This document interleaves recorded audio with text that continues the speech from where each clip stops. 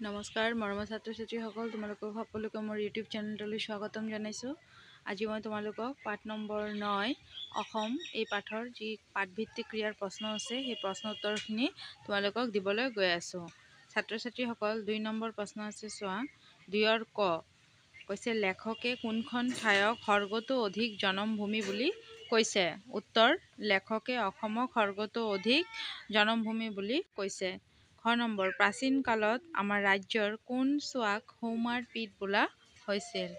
উত্তৰ, প্ৰাচীন কালত আমাৰ ৰাজ্যৰ সুমেৰু বা দেৱলোকৰ তলত থকাৰ নিমিত্তে বোধ কৰোঁ এখণ্ডক চোৱাক সৌমাৰ পীঠ বোলা হৈছিল। গ নম্বৰ, ইতিহাসৰ মতে কাৰ ৰাজত্বকালত আমাৰ ৰাজ্যখনৰ নাম অসম বা অহম হ'ল?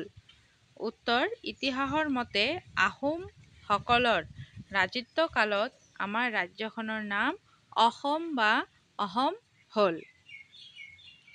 ঘ নম্বৰ প্ৰশ্ন, আমাৰ সকলো শক্তি কিহৰ সেৱাত লগাব লাগিব? উত্তৰ, আমাৰ সকলো শক্তি স্বদেশৰ সেৱাত লগাব লাগিব। নেক্সট প্ৰশ্ন চোৱা। ঙ নম্বৰ, ইংৰাজ গভৰ্ণমেণ্ট প্ৰথমে এই দেশৰ নাম ইংৰাজীত কি বুলি লিখিছিল? উত্তৰ, ইংৰাজ গভৰ্ণমেণ্ট প্ৰথমে এই দেশৰ নাম ইংৰাজীত অসম বুলি লিখিছিল। চ নম্বৰ, অসমক কোনে অসমৰ দেশ বুলি কৈছিল? উত্তৰ, অসমক মুছলমান বুৰঞ্জী লেখকে অসমৰ দেশ বুলি কৈছিল। 3 নম্বৰ, উত্তৰ লিখা। প্ৰাচীন কামৰূপৰ দক্ষিণ সীমা কোনখিনিলৈকে বিস্তৃত আছিল? উত্তৰ, প্ৰাচীন কামৰূপৰ দক্ষিণ সীমা বংগোপসাগৰলৈকে বিস্তৃত আছিল। খ নম্বৰ, সৌম ৰাজ্যত থকা আৰ্য সন্তানসকলক কি বোলা হৈছিল? আৰ্য সন্তানসকলক কি বোলা হৈছিল? উত্তৰ, সৌম ৰাজ্যত থকা আৰ্য সন্তানসকলক সৌম্য বা সোম বোলা হৈছিল। গ নম্বৰ, সৌমাৰৰ সোমসকলে খানজাতীয় লোকসকলক কি বুলি মাতিছিল? উত্তৰ, সৌমাৰৰ সোমসকলে খানজাতীয় লোকসকলক আহোম বা অসম বুলি মাতিছিল। ঘ নম্বৰ, চুকাফা ৰজাই কি পৰ্বত পাৰ হৈ উজনি অসম অধিকাৰ কৰিছিল? চুকাফা ৰজাই পাটকাই পৰ্বত পাৰ হৈ উজনি অসম অধিকাৰ কৰিছিল। 4 নম্বৰ, ক অংশৰ বাকচত থকা শব্দকেইটাৰ অৰ্থ গ অংশৰ বাকচত আছে। এতিয়া তাৰ পৰা উপযুক্ত অৰ্থ বিচাৰি খ অংশৰ বাকচত লিখা। মানে কোনটোৰ লগত কোনটো অৰ্থ হ'ব সেইটো তোমালোকক লিখিব লাগে। তো মই উত্তৰখিনি ধুনীয়াকৈ লিখি দিছোঁ, চোৱা। চিৰস্মৰণীয় মানে হৈছে সদায় মনত ৰাখিবৰ যোগ্য। কীৰ্তিকলাপ ভাল কামৰ পৰিচয় সূচক কাৰ্যাৱলী। অহোপুৰুষাৰ্থ প্ৰাণপণ চেষ্টা। অনুসন্ধান গভীৰভাৱে তথ্য বিচাৰি চোৱা। স্বতন্ত্ৰ স্বাধীন সন্তোষ আনন্দ হৰ্ষ। ওহ মাটিৰ তলৰ পৰা পানী ওলোৱাৰ বাট বা বিন্ধা। 5 নম্বৰ, উত্তৰ লিখা। অসম নামৰ উৎপত্তি কেনেকৈ হ'ল? পূৰ্বত এই ভূমিক কামৰূপ আৰু প্ৰাগজ্যোতিষ ৰাজ্য আৰু ইয়াৰ ৰাজধানী প্ৰাগ পোহৰৰ চহৰ গুৱাহাটী বা ইয়াৰ কাষৰীয়া অঞ্চল বুলি জনা গৈছিল আৰু 13 শতিকাত এই ভূমি জয় কৰাৰ পিছত অসম নামটো প্ৰৱৰ্তন কৰা হৈছিল। খ নম্বৰ, বৰ্তমানৰ অসমীয়া জাতিটোক কেনেদৰে গঠিত হৈছে? উত্তৰ, আৰ্য আৰু অনাৰ্যৰ সংমিশ্ৰণত অনেক জাতি আৰু উপজাতি মিলি বৰ্তমান অসমীয়া জাতিটো গঠিত হৈছে।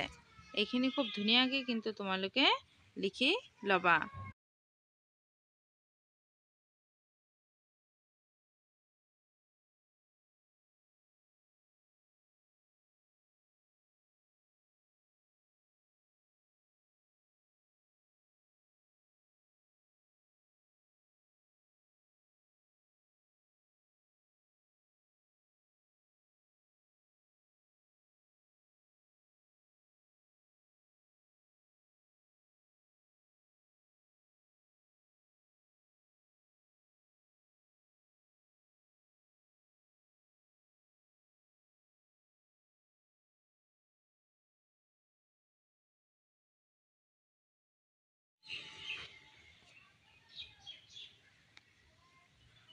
গ নম্বৰ, অসমীয়া জাতিক এটা আদৰ্শ জাতিৰূপে গঢ়িবলৈ আমি কি কৰা উচিত? উত্তৰ, অসমীয়া জাতিক এটা আদৰ্শ জাতিৰূপে গঢ়িবলৈ আমি পুৰণি সাধু, পটন্তৰ ফকৰা, সাঁথৰ নাম গীত, মালিতা ভাওনা, সভা ক্ৰীড়া, কৌতুক, পুৰণি মন্দিৰ, দৌল দেৱালয় আদিৰ তথ্য সংগ্ৰহ কৰা উচিত। ঘ নম্বৰ, অসমৰ গৌৰৱ বঢ়াবলৈ আমি কি কাম কৰিব লাগে? উত্তৰ, অসমৰ গৌৰৱ বঢ়াবলৈ আমি মৰমৰ মাতৃভূমিৰ যি নাম পাইছোঁ তাকে সাদৰে গ্ৰহণ কৰি সন্তোষ লাভ কৰা উচিত আৰু অসমীয়া মাতৃয়ে সেই নামৰ অহোপুৰুষাৰ্থ কৰিব লাগে। ৬ নম্বৰ, বিভিন্ন কালত অসমক কি নামেৰে জনা গৈছিল? ক অংশৰ লগত খ অংশ মিলোৱা। তুমি ক অংশৰ লগত খ অংশ মিলাব লাগে যে আগতে অসমক কি নামেৰে জনা গৈছিল। ক অংশত আৰু খ অংশত দি দিছে, মই উত্তৰটো ধুনীয়াকৈ ইয়াত দি দিছোঁ, চোৱা। এইটো হৈছে উত্তৰ। ইংৰাজৰ শাসনকালত আসাম, বৈদিক যুগত পাকি দেশ, পৌৰাণিক যুগত প্ৰাগজ্যোতিষ, তান্ত্ৰিক যুগত কামৰূপ, বৰ্তমান যুগত অসম, মুছলমানৰ শাসনকালত অসম দেশ। এইকেইটা নামেৰে নামকৰণ কৰা হৈছিল। ৭ নম্বৰ কৈছে, তলৰ কথা কেইশাৰী তাৎপৰ্য বহলাই লিখো আহা।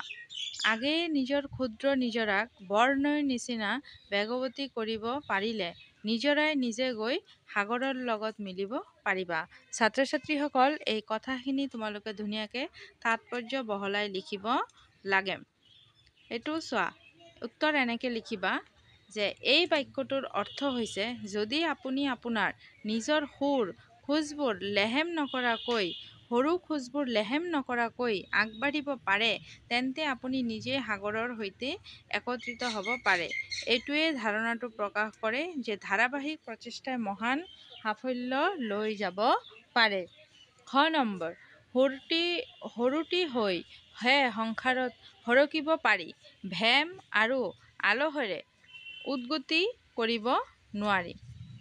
এতিয়া তোমালোকে এইটো উত্তৰ এনেকৈ লিখিবা, সৰুটি হৈহে সংসাৰত সৰকিব পাৰি, ভেম আৰু আলহেৰে উদ্গতি কৰিব নোৱাৰি। অৰ্থাৎ মনে ভেম আৰু অলৌকিক উদ্দীপনাৰ বাবে সাধাৰণ হৈ বসাৰ পৰা আৰু বিশ্বত মজুত হোৱাৰ বাবে মজুত হোৱা। এইটো হৈছে খ নম্বৰৰ উত্তৰ। নেক্সট তোমালোকক দিছে যে ভাষা অধ্যয়ন ব্যৱহাৰিক ব্যাকৰণ। এইটো চোৱা, ভাষা অধ্যয়ন ব্যৱহাৰিক ব্যাকৰণ।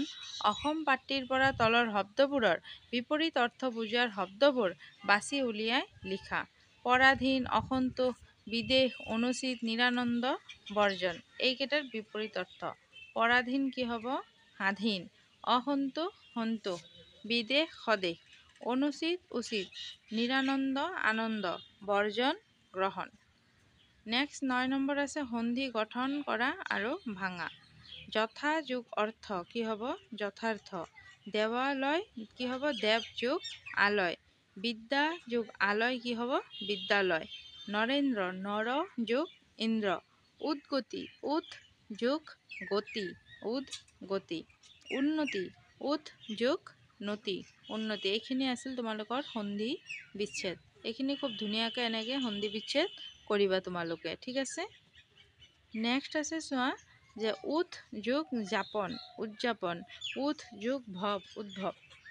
এতিয়া নেক্সট আহিল জানো আহা। পাঠত পৌৰাণিক শব্দটো আছে। এই শব্দটো ইক আৰু প্ৰত্যয় যোগ হৈ গঠিত হৈছে, যেনে পুৰাণ ইক, পৌৰাণিক, ঠিক আছে। এইখিনি তোমালোকক জানিব দিছে। এইখিনি খুব ধুনীয়াকৈ তোমালোকে পাঠৰ পৰা পঢ়ি ল'বা।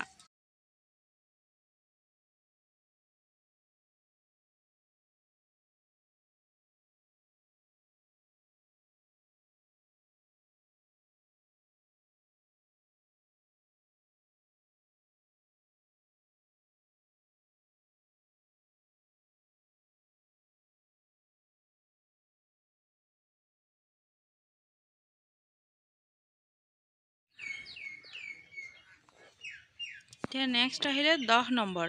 তলৰ শব্দকেইটাৰ তুমি কি কৰিব লাগে? একোটা বাক্য সজা।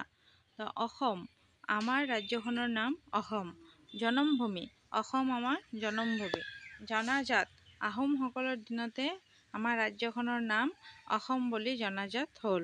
অনুসন্ধান উৰা বাতৰিৰ সত্য অনুসন্ধান নকৰাকৈ বিশ্বাস কৰিব নালাগে। সংগ্ৰহ সৎ কথাবোৰ সংগ্ৰহ কৰি লিখি থবা। সংসাৰ ক্ষুদ্ৰ বুলি কোনো কথাৰ প্ৰতি অৱহেলা কৰা অনুচিত। এতিয়া 11 নম্বৰ তলৰ শব্দকেইটাৰ প্ৰত্যয়বোৰ ভাঙি দেখুওৱা। শাৰীৰিক, দৈহিক, মৌখিক, সামাজিক। শাৰীৰিক শৰীৰ যোগ ইক, শাৰীৰিক দৈহিক দেহ যোগ ইক, মৌখিক মুখ যোগ ইক, সামাজিক সমাজ যোগ ইক।